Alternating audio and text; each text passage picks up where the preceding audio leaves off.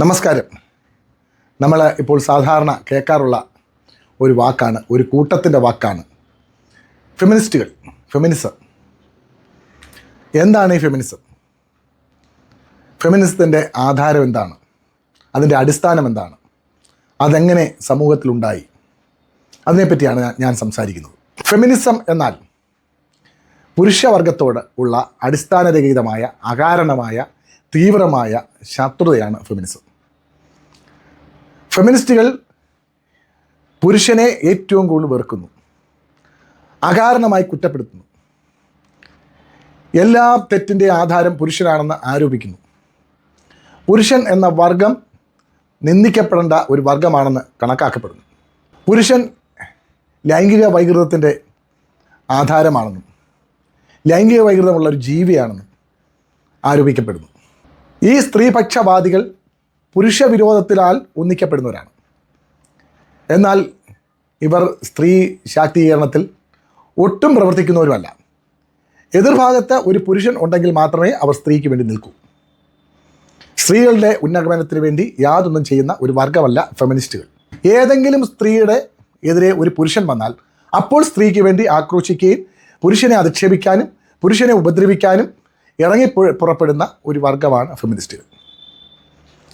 അവർ സാമൂഹ്യ നീതിക്ക് വേണ്ടി പൊരുതുന്നവരല്ല ഈ ഫെമിനിസ്റ്റുകൾ. സാമൂഹ്യ നീതിയൊന്നും അവർക്ക് പ്രശ്നമല്ല. സാമൂഹ്യ നീതി പ്രശ്നമാണെങ്കിൽ പുരുഷനോ സ്ത്രീയോ ഒരു തെറ്റ് ചെയ്താൽ അത് തെറ്റാണെന്ന് പറയണം. മാനവികതയോ മനുഷ്യത്വമോ ഒന്നും അവരുടെ പ്രവൃത്തിയിലില്ല. വിചിത്രങ്ങളായ ആരോപണങ്ങളും വിചിത്രങ്ങളായ വാദഗതികളുമാണ് അവർ ഉന്നയിക്കുന്നത്. അവരുടെ ഓരോരുത്തരുടെയും സ്പീച്ച് കേട്ടാൽ, സംസാരം കേട്ടാൽ, പ്രതികരണങ്ങൾ കേട്ടാൽ, പ്രസ്താവനകൾ കേട്ടാൽ നമുക്ക് മനസ്സിലാവും വിചിത്രമായ ആരോപണങ്ങളാണ് പുരുഷനെതിരെ ആരോപിക്കുന്നത്. ലോകത്തിലുള്ള സർവ്വ പുരുഷന്മാരും മോശക്കാരാണെന്നും അവർക്കൊന്നും ഈ ലോകത്ത് ജീവിക്കാൻ പോലും അവകാശമില്ലാത്ത തരത്തിലുള്ള ആരോപണങ്ങളാണ് അവർ ഉന്നയിക്കുന്നത്. എന്താണ് അതിൻ്റെ അടിസ്ഥാനം? നമ്മൾ ചിന്തിക്കേണ്ടുന്ന കാര്യമാണ്.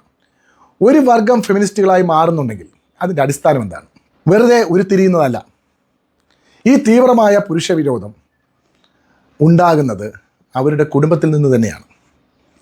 അവരുടെ ബാല്യം മുതൽ കൗമാരം വരെ അല്ലെ യൗവനം വരെയുള്ള കാലയളവിൽ സ്വന്തം വീട്ടിലെ പുരുഷന്മാരിൽ നിന്നുണ്ടാകുന്ന ദുരനുഭവങ്ങളാണ് അവരെ ഫെമിനിസ്റ്റുകളാക്കുന്നത്. അച്ഛൻ, സഹോദരൻ, അല്ലെ ഭർത്താവ്, കാമുകൻ, ഇവരിൽ നിന്നൊക്കെ ഉള്ള ദുരനുഭവങ്ങൾ. നല്ല അച്ഛനും അമ്മയ്ക്കും പിറന്ന, നല്ല രീതിയിൽ കുടുംബജീവിതം നയിച്ച് വളർന്ന ഒരു സ്ത്രീയും ഫെമിനിസ്റ്റ് ആകില്ല. കാരണം ഫെമിനിസ്റ്റുകൾ പുരുഷനെ സ്വന്തം വർഗത്തിൽപ്പെട്ട, മനുഷ്യവർഗത്തിൽപ്പെട്ട ഒരു ജീവിയായിട്ടേ കണക്കാക്കുന്നില്ല. ഒരു ശത്രുജീവി എന്ന നിലയിലാണ് കണക്കാക്കപ്പെടുന്നത്. ആ രീതിയിലാണ് അവർ പ്രതികരിക്കുന്നതും ആക്രോശിക്കുന്നതും. അവരന്ധമായി പുരുഷനോടുള്ള വൈര്യം മനസ്സിൽ സൂക്ഷിക്കുന്നു, അതിനനുസരിച്ച് പ്രവർത്തിക്കുന്നു. അപ്പോൾ നല്ല അച്ഛനും അമ്മയ്ക്കും, നല്ല സഹോദരനും സഹോദരിയായി, നല്ല ഭർത്താവിൻ്റെ ഭാര്യയായി, നല്ല കാമുകൻ്റെ കാമുകിയായി ജീവിച്ച് വന്ന ഒരു സ്ത്രീയും ഫെമിനിസ്റ്റ് ആകില്ല. 100% ഉറപ്പ്. ജീവിതത്തിലെ മോശം അനുഭവങ്ങൾ, കുടുംബത്തിലെ മോശം അനുഭവങ്ങളാണ് അവരെ ഫെമിനിസ്റ്റ് ആക്കുന്നത്. ഫെമിനിസ്റ്റുകൾ ഒരു 99% വരെ സ്വവർഗ അനുരാഗികളാണ്. സ്വവർഗ ലൈംഗികത ഉണ്ടെന്നൊന്നും ഞാൻ ആരോപിക്കുന്നില്ല. സ്വവർഗ അനുരാഗികളാണ്. അവർ സ്ത്രീകളുമായി മാത്രം ഇടപെടുന്നു. അവരുടെ എപ്പോഴും ഉള്ള ചർച്ചാ വിഷയം പുരുഷൻ മാത്രമാണ്. ലോകത്തിലെ മറ്റൊരു വിഷയവും അവർക്ക് ചർച്ചാ വിഷയമാകില്ല. പുരുഷനെ എങ്ങനെ തകർക്കണം എന്ന് മാത്രമേ അവർ ചിന്തിക്കുന്നുള്ളൂ. പുരുഷൻ ഇല്ലാത്ത ഒരു ലോകം അവർക്കുണ്ടായാൽ അവർക്ക് പിന്നെ വിഷയങ്ങളില്ലാതായി മാറും. ലോകത്തിലെ ഒരു അസമത്വങ്ങളും സാമൂഹ്യ നീതിയില്ലായ്മയും ഒന്നും അവർക്ക് വിഷയമല്ല. അവരതിനുവേണ്ടി ഒന്നും പൊരുതത്തുമില്ല. ഒറ്റയ്ക്കുള്ള ഒരു സ്ത്രീ അവർ ദുരിതം അനുഭവിക്കുന്നുണ്ടെങ്കിൽ അവരെ സഹായിക്കാനൊന്നും ഈ ഫെമിനിസ്റ്റുകൾ പോയില്ല. എതിരെ ഒരു പുരുഷനുണ്ടെങ്കിൽ അവർ ചാടി പുറപ്പെടും. എന്തിന്? സ്ത്രീയെ സഹായിക്കാനല്ല, പുരുഷനെ നശിപ്പിക്കാൻ. അതാണ് ഫെമിനിസം. ഫെമിനിസം സമൂഹത്തിലെ ഒരു പുഴുക്കുത്താണ്, ഒരു സാമൂഹ്യ വിപത്താണ്. മയക്കുമരുന്ന് പോലെയും തീവ്രവാദം പോലെയും ഒക്കെയുള്ള ഒരു സാമൂഹ്യ വിപത്താണ്. അടിസ്ഥാനരഹിതമായ വൈരാഗ്യം മനസ്സിൽ സൂക്ഷിക്കുന്ന ഒരു പറ്റം സ്ത്രീകളാണ് ഫെമിനിസ്റ്റുകൾ. എനിക്കത് പറയാൻ മടിയില്ല.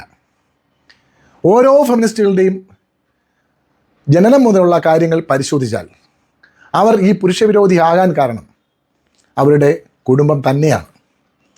മോശം അച്ഛനും മോശം ഭർത്താവിനും മോശം സഹോദരനും ഒക്കെ ആയിട്ടുള്ള കുടുംബജീവിതത്തിൽ നിന്നും അവർ ഫെമിനിസ്റ്റായി മാറും. അത് അവരുടെ തെറ്റല്ല. പല വീഡിയോകളും നമ്മൾ കാണാറുണ്ട്.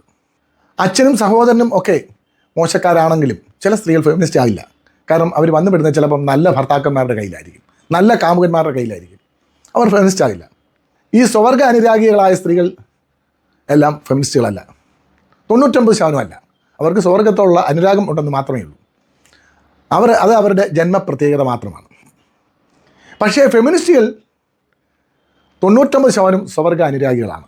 അതുകൊണ്ട് ഒരു കാരണവശാലും അവർക്ക് പുരുഷനെ ആശ്രയിക്കേണ്ട കാര്യമില്ല, പുരുഷ സ്നേഹത്തിൻ്റെ ആവശ്യമില്ല. പുരുഷൻ എവിടുന്നോ വന്നുപെട്ട ഒരു അന്യഗ്രഹ ജീവിയാണ് അവർക്ക്. നശിപ്പിക്കപ്പെടേണ്ട ഒരു ശത്രുജീവി, അങ്ങനെയാണ് അവർ കണക്കാക്കുന്നത്. ഒരു കാരണവശാലും ഈ പുഴുക്കത്ത് സമൂഹത്തിൽ നിന്നും പോകില്ല.